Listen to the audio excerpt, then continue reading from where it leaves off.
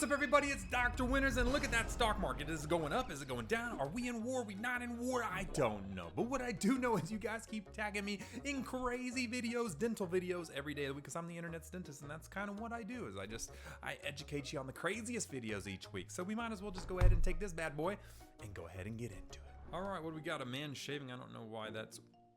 Oh goodness gracious! Oh, please tell me that doesn't have an actual razor on it. Genuinely, why? Why are you doing this? Now, this probably doesn't have a razor, but what if I told you brushing your teeth in certain ways could actually do as much damage as this to your gums without you even knowing about it? That's right. In fact, one of the #1 causes of gum damage and gum recession that we see on a daily basis is actually from brushing your teeth. But what the heck, Bentist? I thought you said I'm supposed to brush my teeth to get my gums good. Well, you are, but you're actually supposed to use a soft bristle brush, and you're supposed to lightly massage your gums. And unfortunately, we have a lot of those type A overachievers out there. You know the type A, you know the one I'm talking about, the ones trying to get straight A's, ripping pages out of books so you can't study it so they can get a better grade than you. Yeah, that person, that's the one I'm talking about. They brush their teeth really hard because they're trying to get the straight A's from their dentist somehow. And they actually brush way too hard. And if you're super hard and aggressive on your gum tissue, well, that gum will recede. And this is actually what it looks like to have recession from brushing your teeth. And it's really something we see a lot because, you know, it's really normally on your right side, your dominant hand side, and it definitely goes up. And you can even get, you know, like these little fractures in the side of your tooth from just wearing away the tooth, the root, and the gum by brushing really hard. Another thing we see in these people is if you look at their toothbrush, you pop that thing up, it will actually be super sprayed out and flayed out, you know, over to the side. And that really proves that they're brushing really hard. Your toothbrush should not look like that. And if it does, that means you're brushing way too hard. So just think light massaging circles on the gums, okay? We are not going in there trying to fight in Vietnam or anything, you know what I'm saying? Like, this is not a war on your gums, okay? This is a nice Swedish massage. Zach and Loka Mamar, I agree.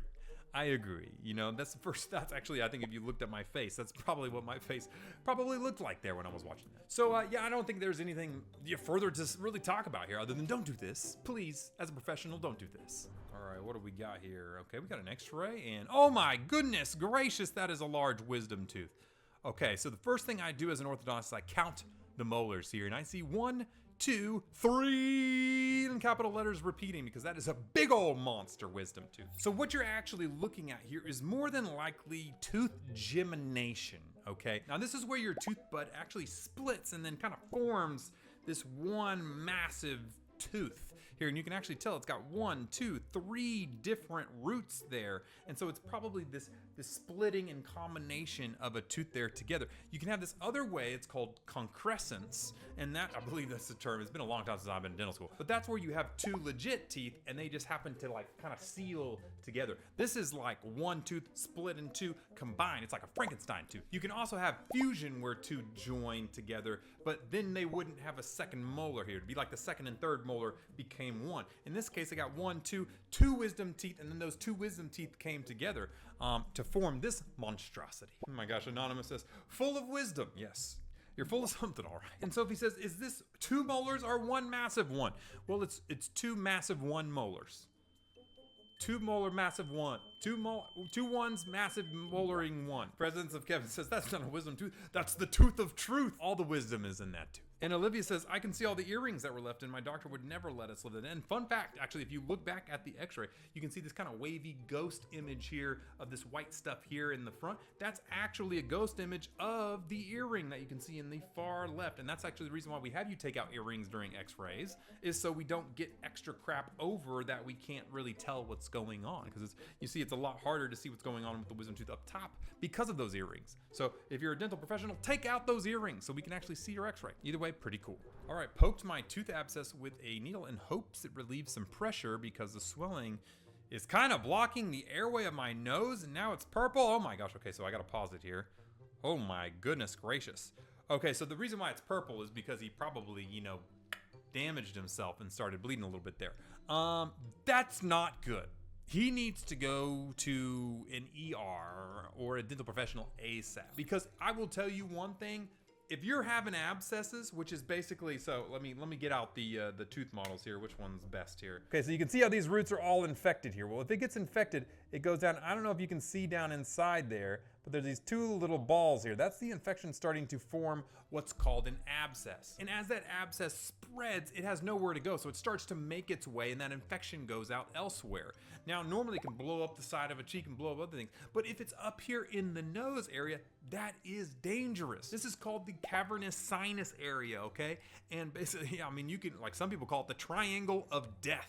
Yes, I know, that's crazy. It's a crazy term. But that's because if this infection gets up here and it goes into the cavernous sinus and goes into the brain, you get an infection in your brain and if he's already got so much swelling, it's literally blocking his airway and he's got to pop it to try and breathe.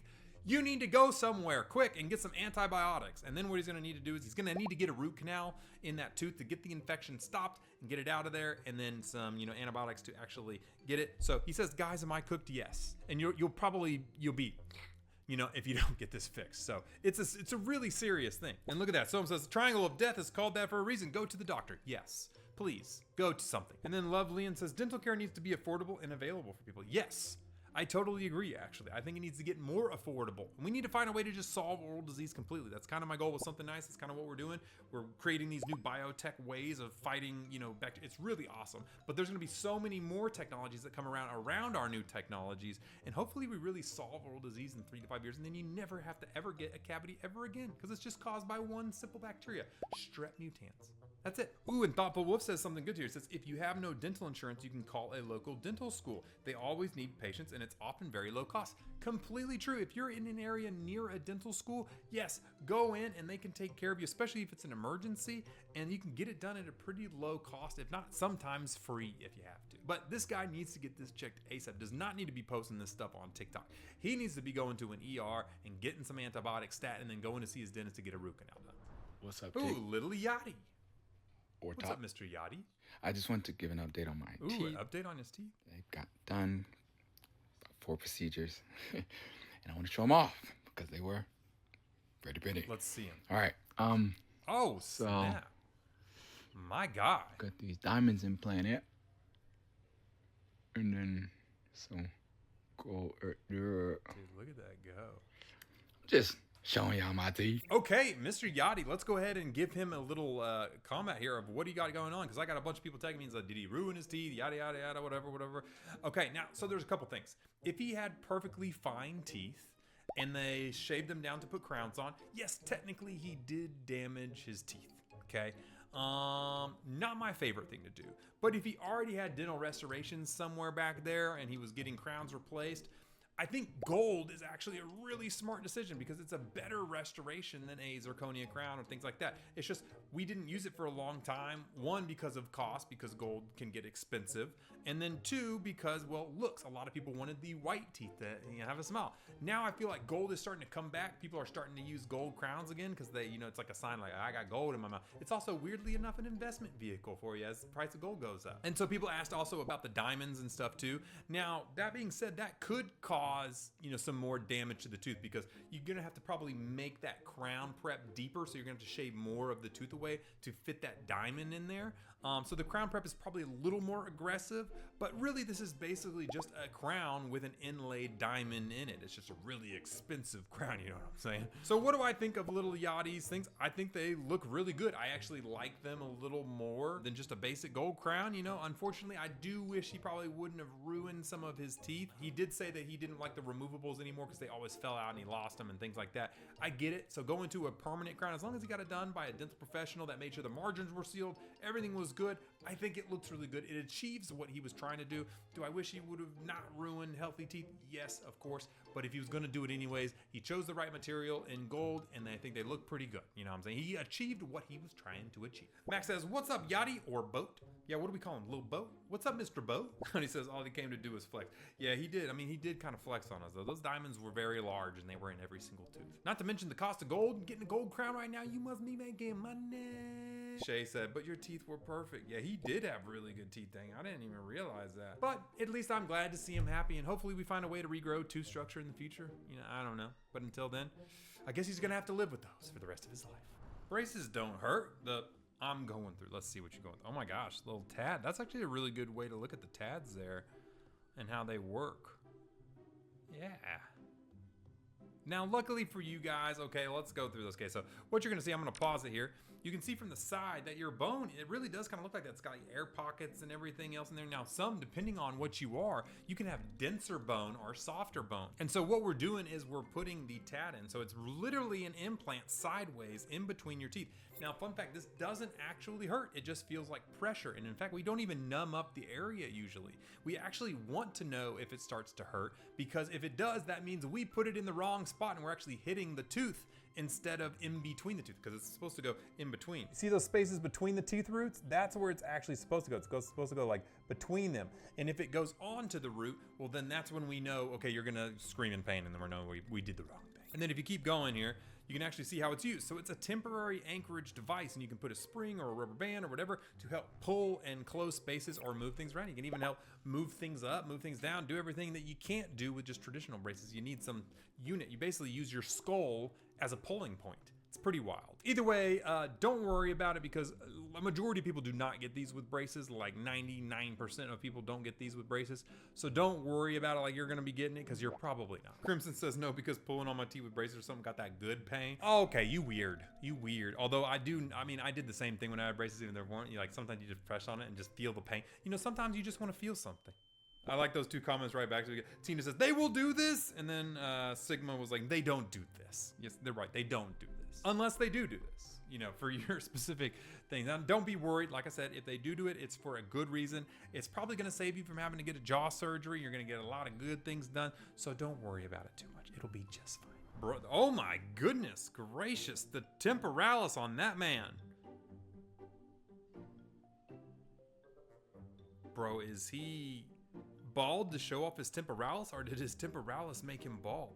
Dude, that is like an alien, man. So if you guys don't know, you use different muscles to chew, to close your mouth, because this jaw is just hanging off your skull, and you use different muscles from your masseter all the way up, and sometimes you can be super temporalis heavy. In fact, if you have a lot of TMJ issues and stuff, when you're chewing using your temporalis, sometimes you can feel that blood fill up and get super tight up here when you have TMJ problems, and then it just feels like your jaw can't go anywhere because you're just muscled up. So this guy, his chewing function is almost all temporalis. That's actually crazy. I've never seen a temporalis that large before. I'm assuming this man has TMJ problems, because holy moly. Type said, holy temporalis. Yeah, that's why I think I literally might have said that whenever that came out. The Discord picture? Oh man, dude, you guys are ruthless in these comment sections these days. Ever since they added pictures and stuff to this, you guys have been going crazy. Oh my God, just missing that antenna, bro. Bro really does kind of look like the Reddit alien. Okay, I'm done making fun of this guy, because we shouldn't be making fun of this guy. Maybe there's a good thing of having a giant temporalis. I can't think of it yet, but you know, if he gets punched in the side of the head, he's probably protected from a traumatic brain injury. You know what he actually, I just realized he could go get some Botox from his dentist. We do this in overactive masseters and things for TMJ. He could literally just get Botox in both of his temporalis muscles. I don't know if that would cause any, like maybe that would make him stop being able to open his mouth, close his mouth. I don't know, but you could do some temporary Botox in there, like a little bit, just a little bit, and then that would probably help it go way down in muscularity. But I don't know if he wants that. Maybe this is his thing. Maybe this is his party trick. I don't know. All right, holy mama moly, look at that. That is a big time right there. Oh my gosh. So you guys tagged me a bunch in this, said a couple things.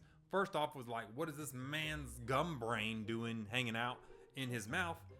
A lot of people asked, hey, is this what it looks like inside a tooth? And the answer to that answer is it's gum tissue, and no, that is not normal. In fact, what happens is you normally have a broken down tooth.